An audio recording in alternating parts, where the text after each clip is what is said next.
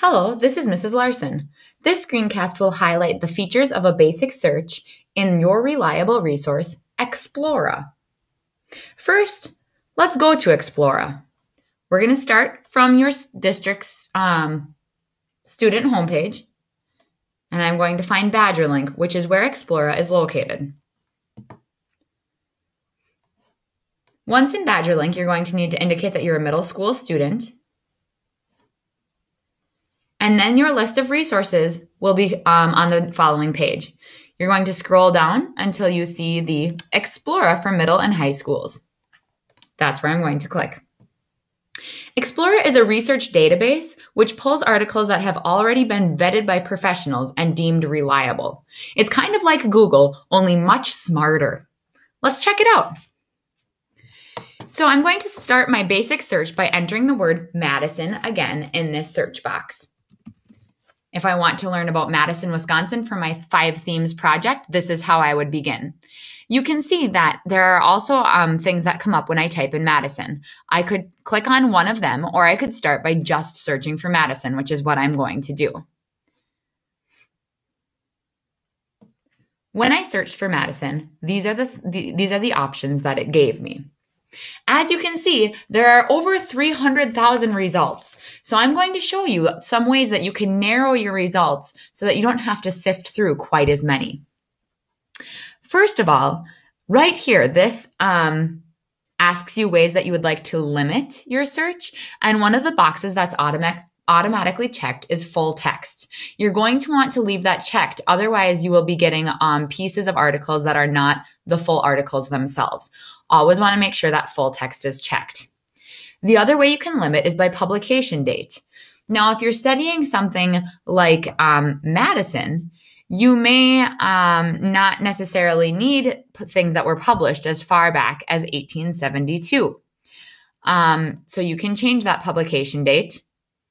Let's just go the last 15 years and see what we get. When I change the publication date, you can see that narrowed my results, but not by much. You can also narrow your results by source type. So if I only want to look in academic journals, I know there are 16,000 sources available to me. If I want to look in magazines, that'd be 12,000 sources. You can see some of the things like biographies are probably not going to apply. So if I try just looking at the academic journals, my search results will update automatically, and now I only have 16,000 to sift through. I can also search by Lexile range. So if you want to find articles that you know are within your Lexile range, you could select one of the Lexiles here. This may come in handy for a time like this where you already have so many results to sift through, but keep in mind, if you don't have a lot of results, and the article that you find is not in your Lexile, this website has the option to have the text read aloud to you. So Lexile is not a must, but if you're already searching through a lot of sites and you want to narrow it down more, that would be one way to do that.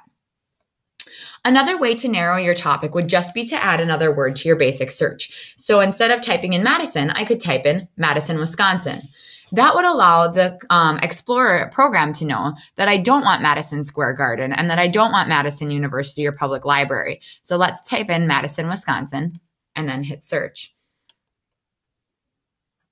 Now you'll notice that all of my limiters are stayed the way they are. So it's still only searching things for the last 15 years. And it's still only searching, oh, that's the only thing I picked. So now I can look and see, okay, Madison, city capital of Wisconsin, is probably what I want. I would click on my article,